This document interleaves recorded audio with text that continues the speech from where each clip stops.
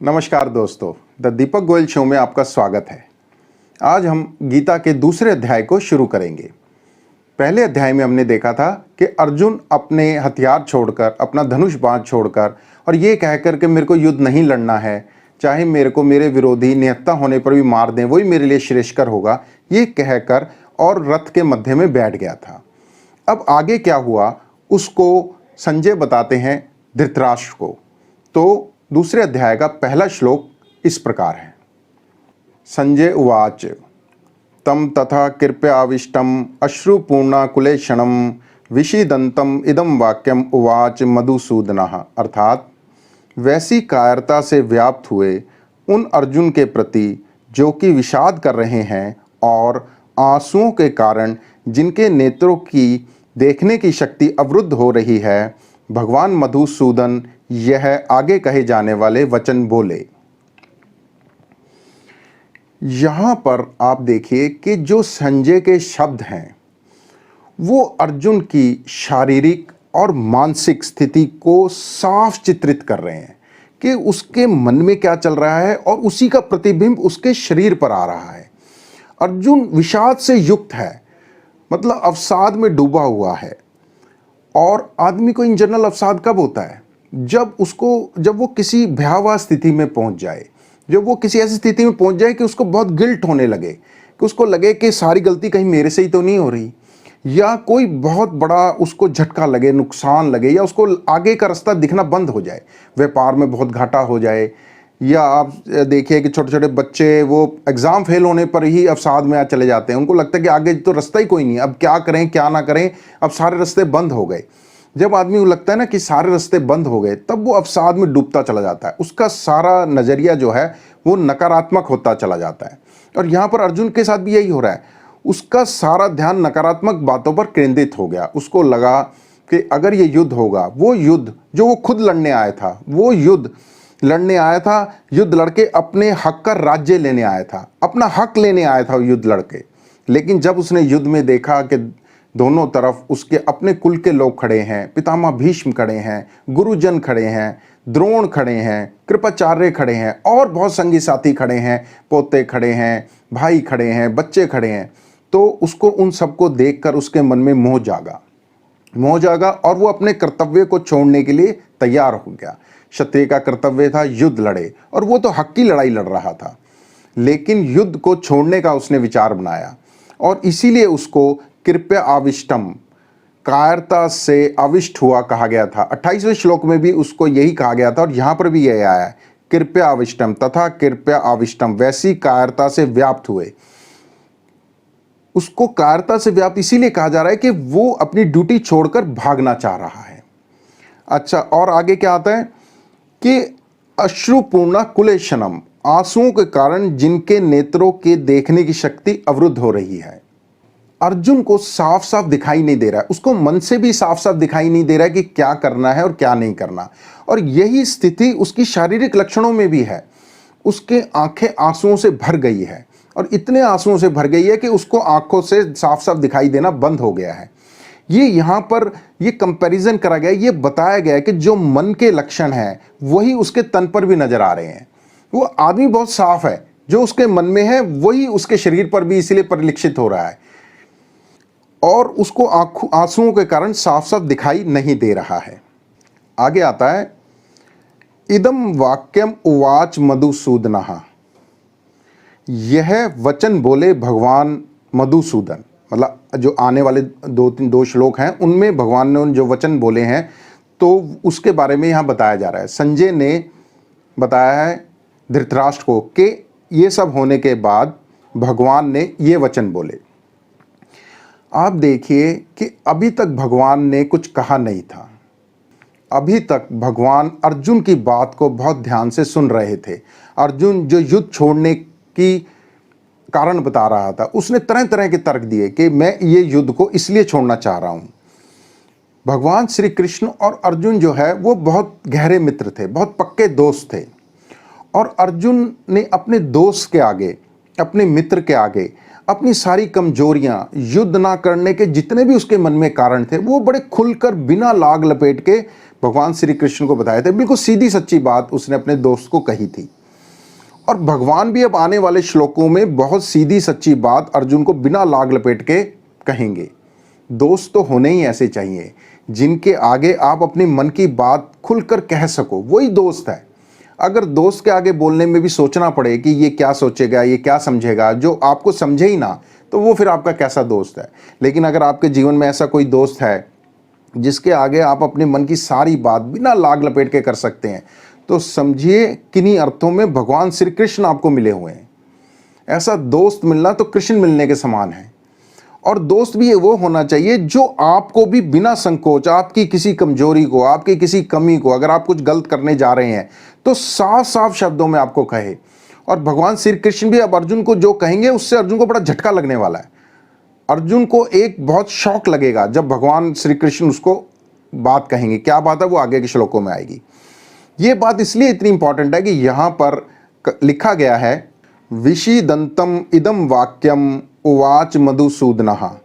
इस प्रकार कायरता के कारण विषाद करते हुए अर्जुन से भगवान मधुसूदन ने, ये जो दूसरे तीसरे श्लोक में आप कहेंगे, ये वचन कहे।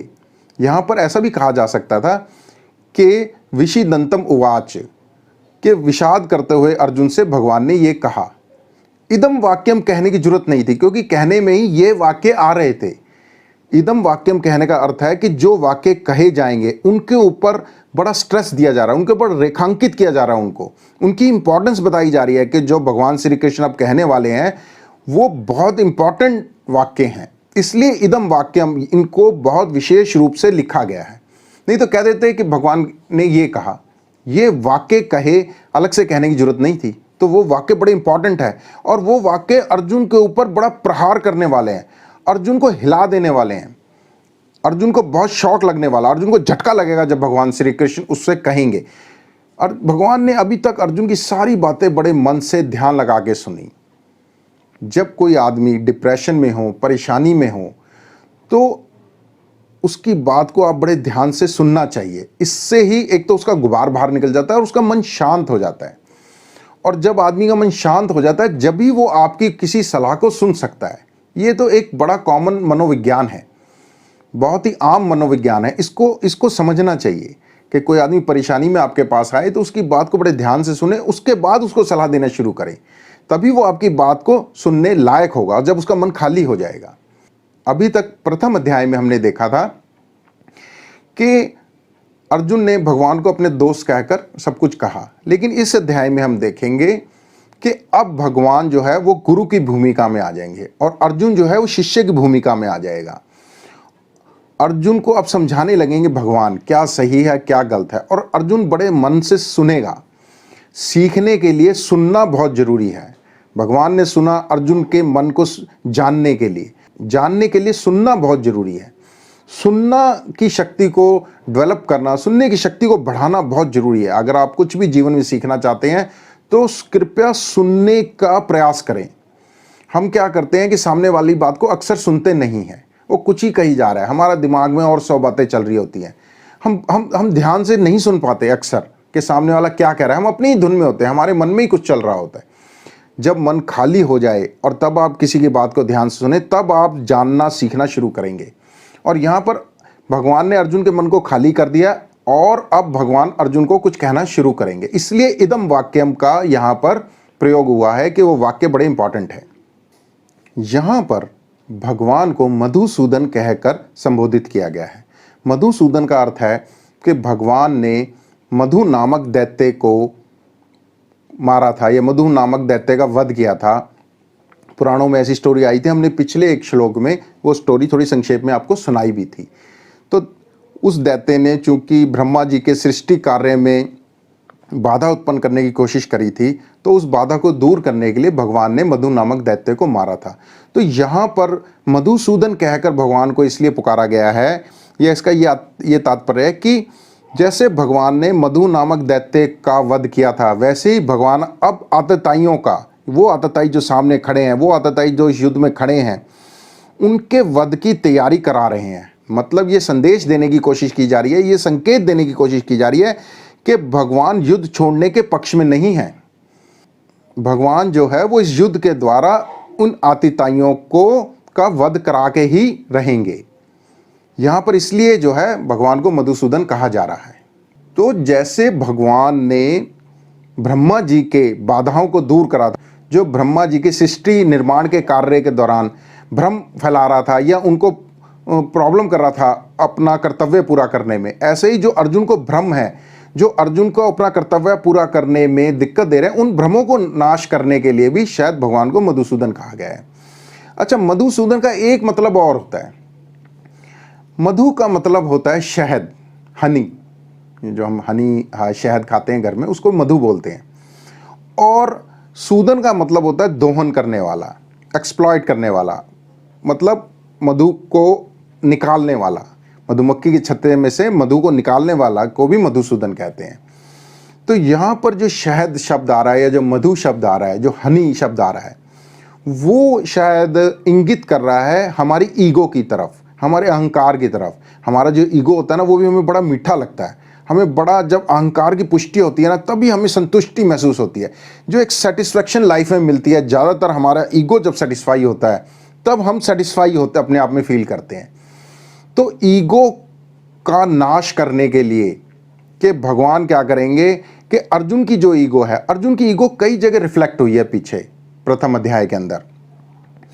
आप समझिए कि अर्जुन ने, जब आप ध्यान करें कि 37वें, 38वें, 39वें श्लोक में अर्जुन ने क्या कहा था। अर्जुन ने उस समय कहा था कि ये सामने वाले तो लोभी हैं लेकिन हम लोभी नहीं हैं।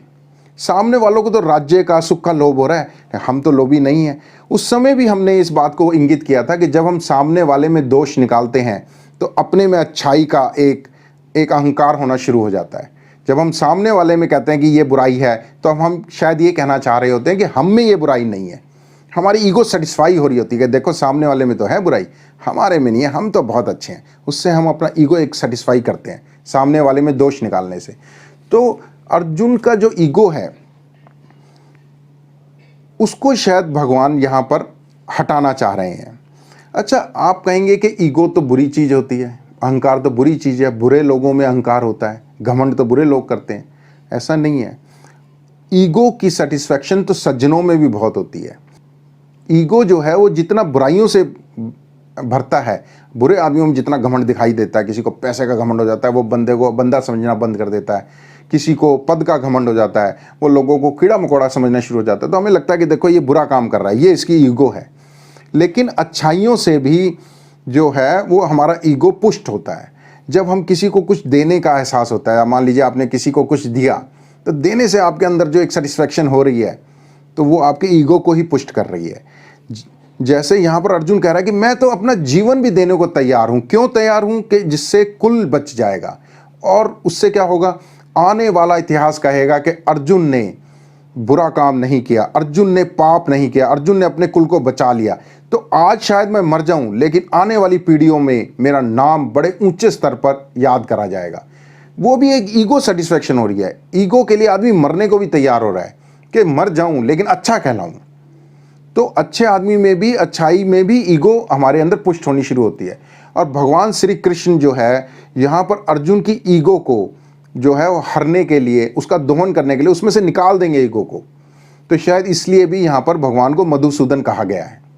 तो भगवान ने ऐसा अर्जुन को क्या कहा कि यहाँ पर आया इदम वाक्यम, और अर्जुन को कैसे लगा झटका, वो हम देखेंगे अगले श्लोक में। तो चलते हैं दूसरे श्लोक की तरफ। धन्यवाद।